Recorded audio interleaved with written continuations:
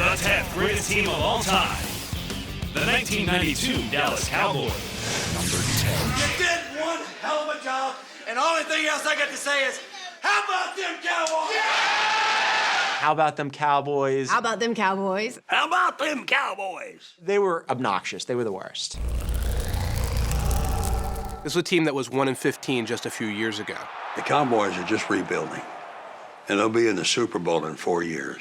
That's what happens when you're terrible. You start getting great players in the draft. 5 straight losing seasons, along with a plethora of picks from the Herschel Walker trade, paved the way for the construction of the 10th best team on our list. That might have been the biggest collection of talent in NFL history. I loved Troy Aikman. I was a big Emmitt Smith fan.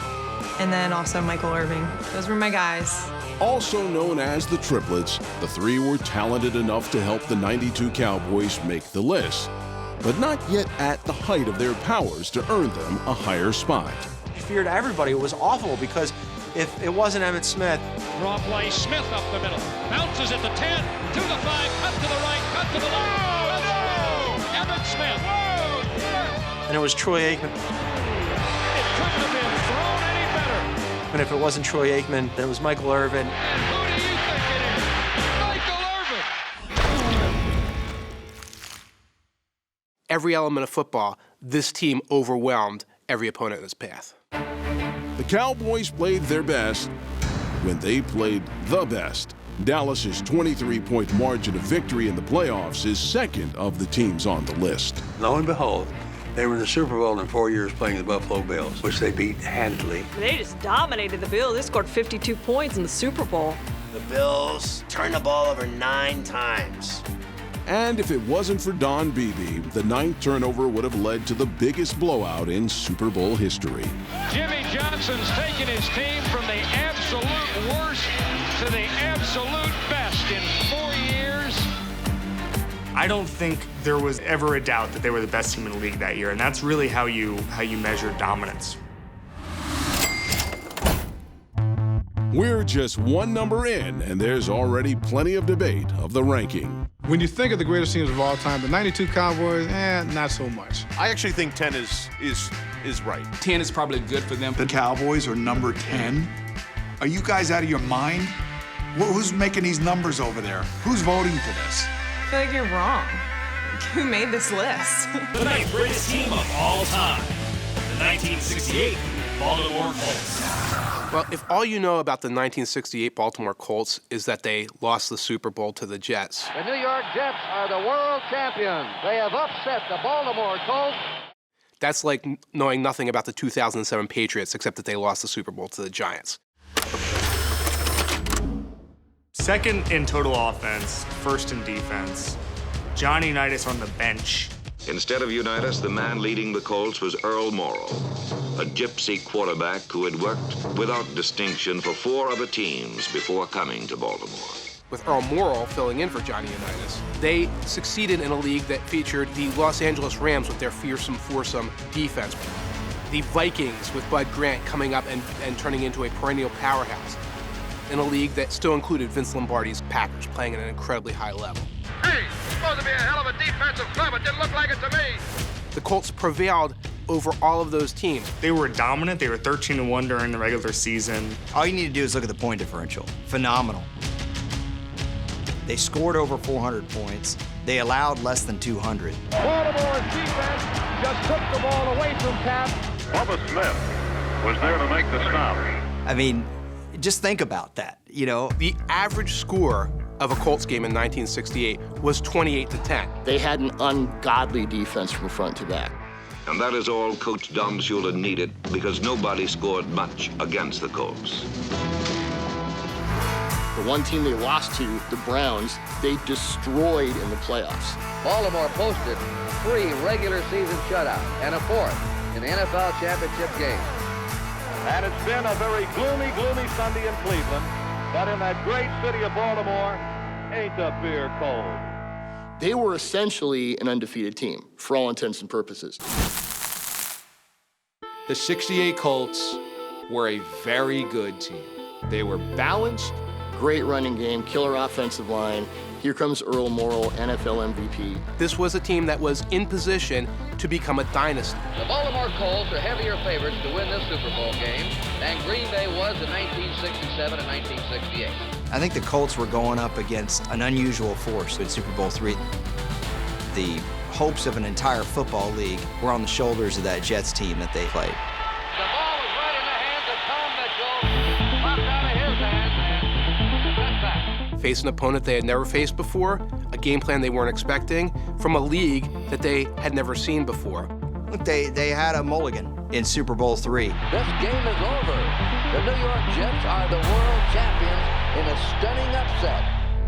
They don't deserve to be 1, 2, 3, 4, 5 anymore, but they do not deserve to be forgotten or left off a list of all-time greats. The 8th greatest team of all time. The 2004 New England Patriots. In a heavyweight fight, you can't get the title unless you knock the champ out. And we the champ. And they forgot it. When I think of the Patriots, whether it's 01, 03, 04, and 04 was the best iteration, I think team. You know, just like team. Whoever we play next, whoever it is pretty good. We'll need to be at our best, okay? We're just playing Patriot football. That's all we do. That was a collective, and that is as good as collective as I've ever seen. 04 Patriots are like the least memorable of all the Super Bowl Patriots teams, but they were probably one of the most complete. This was a team that shut you down defensively. And immediately drive down to the 41. And they recover. The Patriots have the football. And they just beat you up offensively. Brady shoots it long and deep. Deion Brady, he's got it, and he's gone. Touchdown! Tom Brady launches a 60-yard bomb. That's what was so brilliant. This was the balanced Patriots team. Look, I can't put you in a game if you don't know consistently what to do. All right? You can't do it. I don't want to hear about what any of the situations are. You just play them. Belichick's whole thing was building a culture, building a team. But on the other hand, you can also go out and exploit the system like Bill Belichick has and get these bargain basement guys like Mike Vrabel. McNabb back to throw. The rush going to be hit, going to be sacked. Vrabel came with a vengeance that time. Corey Dillon running for 1,600 yards. And Rodney Harrison. Roethlisberger's back to throw. The rush fires. It is intercepted. Picked off and heading down the left sideline. That is Rodney Harrison. When you look at the Patriots, this was a team that grabbed spare parts that other teams didn't necessarily want. That's how you have to build a dynasty. Bill Belichick's been doing it for a decade. The 2004 New England Patriots finished their season at 14-2, boasting the second-best record in the league. But what really makes them worthy of our top 10 list is their total team ascension into greatness. This is probably the Patriots' best team, and here's why. Because the chart was going like this. You still had the vestiges of the great defense of 01 with an ascending Tom Brady into greatness, and they coincided here in 2004, and that was the most well-rounded of all the Patriots championship teams. Second and goal, Philadelphia 4. Brady calling signal, back to throw. Look, fires to the right. They had an offense with Tom Brady ascending to being one of the greatest of all time. Touchdown to David Gibbons. They had the #1 defense. 17 seconds away from back-to-back world championships. Looks, fires left. Intercepted, and that is it. The Patriots are going to be Super Bowl champions again. Back-to-back, 3 out of 4. And they put it together into one season. Fans of New England, this is your 3rd Super Bowl in 4 years, and I'm proud that we were able to win stressing team and not individual accomplishment. The 7th greatest team of all time, the 1998 Denver Broncos. I think the 98 Broncos are one of the more underrated teams in NFL history. They probably didn't get the hype as being one of the greatest. One wouldn't expect a team with Shannon Sharpe on it to be lacking in any hype. If you leave now, you get a head start on traffic. Sharpe and the 98 Broncos were coming off the franchise's first Super Bowl victory. And with 19 of 22 starters returning, they were on a mission to repeat. In order for you to start to be special, you got to win 2. We wanted to be special. We thought we were special. We knew we were special. Shannon Sharp, unbelievable pass catcher. Ed McCaffrey, Rod Smith, John Elway, weapons across the offense. Even with John Elway missing 4 games because of injury, the offensive firepower of Denver won its first 13 games. But what made this Broncos team so great was not the Hall of Famer under center, but the Hall of Famer in the backfield. John Elway, he doesn't have those 2 rings without Terrell Davis. And in '98, Terrell Davis is the best player in football. But, isn't there thoughts of, being the 3rd guy or the 4th guy to break 2,000 yards? Have I ever thought about that? Yeah. You were close last year. Why not? Nostradamus, Marcus Allen, turned out to be right, as Terrell Davis rushed for over 2,000 yards on his way to being named the MVP in 1998. Terrell Davis was as dominant a player as the league has ever seen. The Broncos were so dominant with Davis, the running back would sit out almost 8 quarters during blowouts, or the equivalent of 2 full games. In a season, he rushed for over 2,000 yards. No, I'm cool. Huh? Nah, just don't take me out. You know what I remember about this team? I went to that Super Bowl against the Falcons, and it was like the worst game I've ever been to in my life. Denver capped its season full of routes with another as the Broncos took the Dirty Birds to the Cleaners in Super Bowl 33. Rod Smith's got it. Here we go. Denver touchdown. That game was ugly. I thought it was ugly. I thought it was boring. But it wasn't boring for John Elway. You got to get that defense a roll on a roll. Look what you guys done in the playoffs. Let's go, baby. Let's go, baby. Give them a touchdown. A 34-19 victory cemented the Broncos into the number 7 spot on the top 10 greatest teams. 98 was history. It's got to be one of the greatest seasons of all time.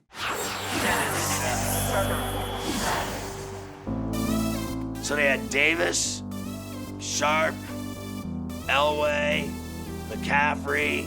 We're all Pro Bowlers on that team.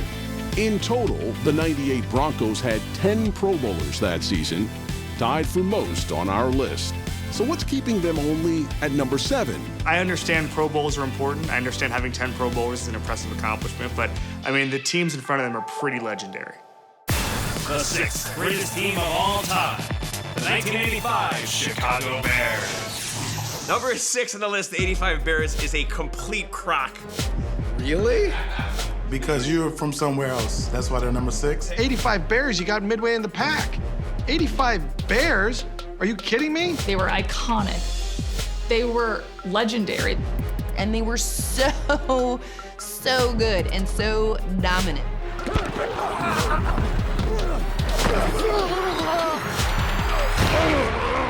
The monsters of the Midway, man. The reason that they're great is they weren't just confined to the world of the NFL. It's a team of sheer characters. We've got Jim McMahon, style. Outrageousness. They were so good that their greatness inspired an SNL sketch, the Bears. The Bears, 85-2. The Bears, they were Hollywood at the time. Mike Ditka was a celebrity before coaches were celebrities. He was the sensei. See that? That's your IQ, buddy. 0. He just tells you what he thinks, which I think is an important thing. I'd rather talk to him. Mike, I know I'm smarter than that. Not to beat around the bush and, talk behind guys' backs, go right up to their face. I don't know how much of a Bears fan I am, but I suppose that I can talk about the ballet and athleticism of the greatest running back of all time. Sweetness. And then they had William Refrigerator Perry, who was kind of larger than life and just superhuman. The refrigerator. And this bear loves the light, smooth taste of Coke. You gotta keep a lot of Coke in the refrigerator. What I remember mostly about that was, even though Fridge played defense, they decided to give him the ball a couple times just because he was so big. First and goal inside the Green Bay 1 for the Bears. Hand off to Perry. Crushes the right side. Touchdown! It was just this collection of incredible characters. Part of being the greatest team ever in football is you have to be terrifying. Fear. You were afraid to play them because of total man-like domination and pain inflicted. They had this dominance on defense. The whole like junkyard dogs persona. The Bears defense scared the bejesus out of quarterbacks, and they became like little boys playing against nasty, unfed men that had just gotten out of federal prison after a 20-year run. That's how nasty they were. Started with good tempo now. Be smart, let's go down, let's pin him in, let the defense go to work. Their playoff run is disgusting. It's literally disgusting. They play the Giants. Great players on both sides of the ball. Shotgun formation for the Bears. McMahon, he pop flies the right side of the end zone for McMahon. They beat them 21-0, okay? They play the Rams. Eric Dickerson. Hand off Dickerson, he's hit by Singletary. Stacked up, bam, at the line of scrimmage. Best running back in the league. They beat them 24-0. And then in the Super Bowl, they absolutely thrashed the Patriots, 46-10. The snap to Grogan, the blitz is on, over the left side he goes.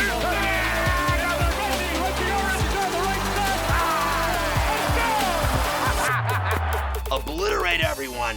That's how you finish the deal and prove that you're the best. Best on our list? Not quite. With an offense that didn't meet the near mythical proportions of its hard-nosed defense, it's hard to put them any higher than number 6 on our list. I think that is perfectly rated. I think that's fair. That feels a little high for me. The 5th greatest team of all time, the 1962 Green Bay Packers. If you're going to be a great team, you have to, from September until whenever the championship game is, you have to dominate week in and week out, and that's what the 62 Packers did. Just about every game they played was a blowout. The Packers bulldozed through opponents in 1962, outscoring them 415-148, including a 49-0 flattening of the only team to defeat Vince Lombardi in the playoffs. Oh, God. That was as thorough a domination as you're likely to ever see in the National Football League. The first time facing the Eagles since their defeat in the 1960 championship game, the Packers left no doubt who was the better team in this one.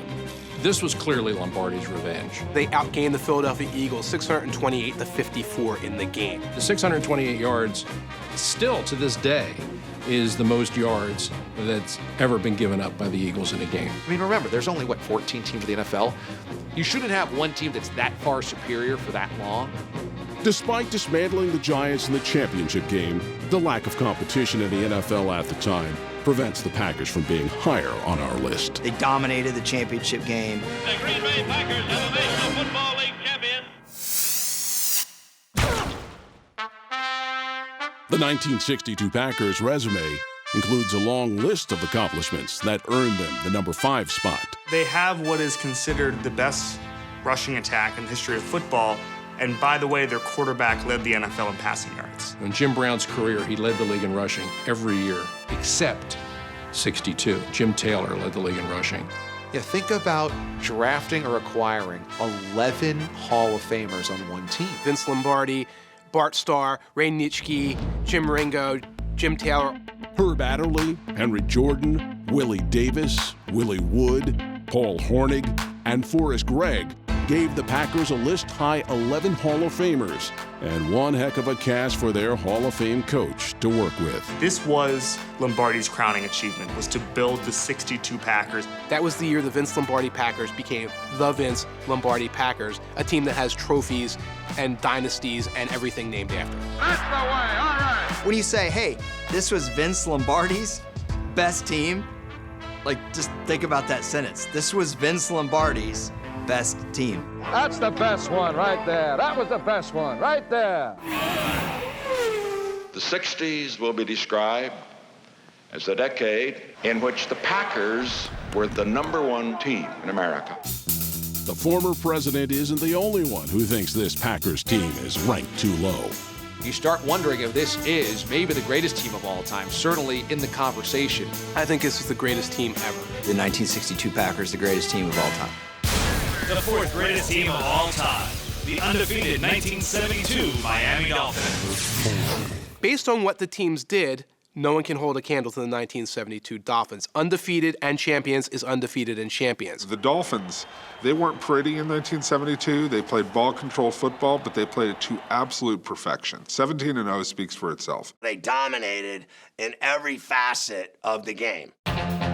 Even with an injury to Hall of Famer Bob Greasy, the Dolphins boasted the #1 offense with a rushing attack of Zonka, Kick, and Morris, while the no-name defense was the league's best as well. Like, if you win all your games and the Super Bowl, that's it. That's the greatest team. So what arguments could be made for putting the undefeated Dolphins at #4? If you could go in a time machine, line them all up, they're not the #1 team. I think teams on the list ahead of them would beat them in a one-on-one situation. Winning percentage of the teams that they played was terrible. The combined record of Miami's opponents in 1972 was 70 wins to 122 losses and 4 ties. Good for a whopping .367 winning percentage. You play who's on your schedule. You don't lobby the commissioner and say, hey, we want to be known as one of the greatest teams of all time on an NFL Films documentary 45 years from now. An undefeated team had to go on the road in a playoff game. It was a little crazy back then. Come playoff time, the schedule wasn't so easy for the Dolphins, who had to beat the Steelers in Pittsburgh. So the Dolphins should have had home field. They played at Three Rivers against a team that was about to win 4 Super Bowls in 6 years, and they beat them too. But an undefeated team in the Super Bowl must certainly be favored to win, even against the mighty Redskins. The Dolphins got very little respect throughout the season. I think they may have even been an underdog going into this game, despite the fact that they were, undefeated. That's right. An undefeated team was 2-point underdogs going into Super Bowl VII. You got it, Miami. You think's got to win. It got to. Why? All this way for nothing, No sense in losing now. On the grandest stage, the no-name defense pitched a shutout until Garrell's gaffe to put an exclamation point on a perfect season. The Dolphins have won Super Bowl VII and completed the greatest season in NFL history.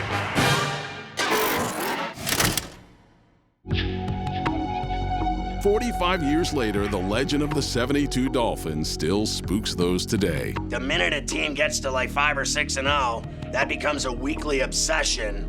Our ghosts crop up every year. When anyone makes it past that 5-0 mark, then suddenly the '72 Dolphins ghosts start to appear. And that's a hoot. I like being a ghost. The third greatest team of all time, the 2007 New England Patriots. The 2007 New England Patriots cannot be on this list. 18-0 hadn't been done ever. So I think they should at least be 1 or 2. Who made this goofy list? A team who didn't win the Super Bowl, you guys have above a team that won? Let's stop right there. There was a lot of debate on this ranking, and we'll get back to it later.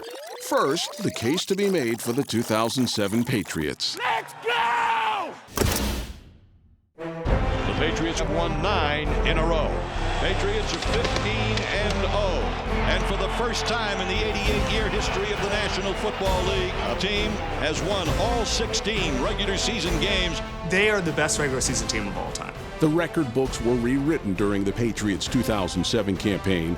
The offense put up the most points in a season, and their almost 20-point average margin of victory is the highest on this list. That team was insane. The '07 Patriots were unstoppable.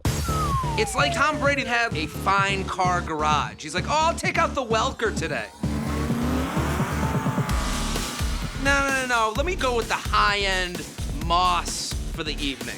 Hey, look down one side and find 81. Okay. I'm going deep. Brady fires it. Touchdown, Patriots! For Tom Brady, touchdown pass number 50, an NFL record. For Randy Moss, touchdown reception number 23, an NFL record.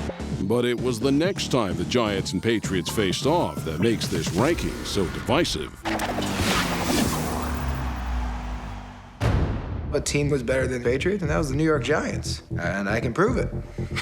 Put the tape on. 3rd and 5 from their own 44. Manning takes the snap. Back to throw. Under pressure. Avoids the rush, and he's going to fight out of it. Still fights out of it. Now throws it deep downfield. Tyree makes the catch at the 23-yard line. What a play by Manning! They were an insanely good, historically good team, and then the dude made a weird magnet catch by cramming a football against his head. I mean, it happens. Manning lobs it left. First is wide open. Touchdown, Giants! The Patriots see their undefeated season go up in smoke. Every Giants fan is sitting at home going, yeah, that's right. Smell it. The upset in Super Bowl 42 might have made this the most controversial ranking in top 10 history, where no side was happy. I feel like you screwed up the 07 Patriots by putting them at number 3. I feel like that's a little bit of a slight. You guys messed that up. You put a team that didn't win the Super Bowl at number 3. I think number 3 is fine. I might even have them higher. You can't say you're the best ever if you lost the Super Bowl. It's ridiculous that you guys have non-Super Bowl winners on this list in the top 10. There's only 10 of them. What are we doing? They lost. They're losers. I can't stand much more of this. It's a joke. It's a joke. Let's get real for a moment. Who was really the best? It's the 2007 Patriots. The second greatest team of all time. The 1978 Pittsburgh Steelers. The 1978 Pittsburgh Steelers. 78 was a great team. They pretty much had their most dominant season that year. There are 27 teams in pro football. And then there are the Pittsburgh Steelers. The Steel Curtain. Bradshaw, legend, good friend. They had 10 Pro Bowlers on that team. Mean Joe Green. Rocky Blyer, Jack Lambert. Are you kidding me? Jack Lambert had no teeth, and he had twig legs, and he would eat you for dinner. He was the nastiest linebacker in the history of the NFL. And that was the beginning of the Steel Curtain right there. When I was a kid, I had Steelers Cowboys as my vibrating football game, so I can tell you the 78 Steelers were a very good team. The defense, that was what it was all about. No one did anything against that defense. Get that ball loose and get after their ass. The Steel Curtain Steelers just dominated to a degree that they forced the NFL to change the rules. Due to the sheer visceral physicality of Steelers cornerback Mel Blount, in 1978, the league prohibited contact with wide receivers beyond 5 yards from the line of scrimmage. The 1978 team, having made the entire NFL change the rules to stop them, evolved to fit the rules and actually got better.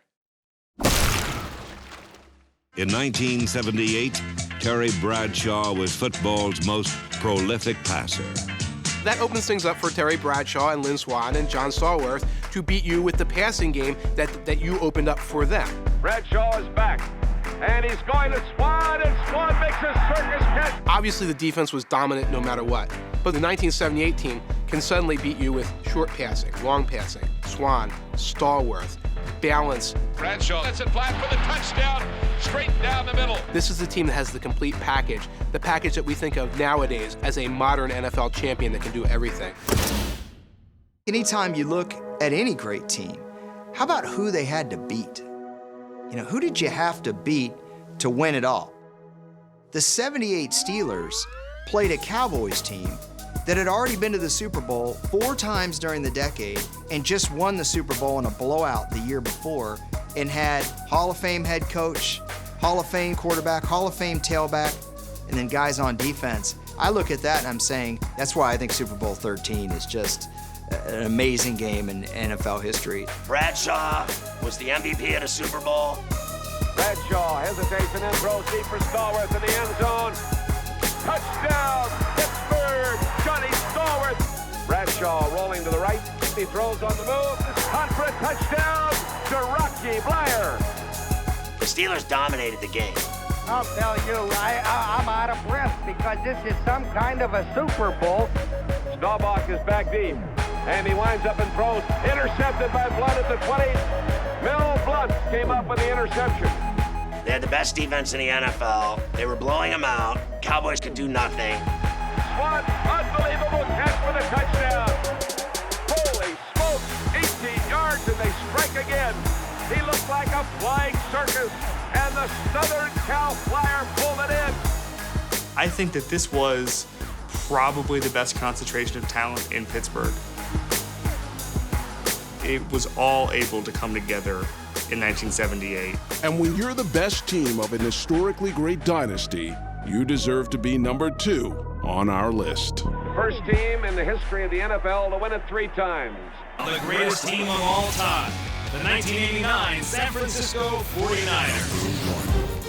The 1989 San Francisco 49ers. The 89 Niners were great. They just cut through their entire schedule. Black 59 Razor! Black 59 Razor!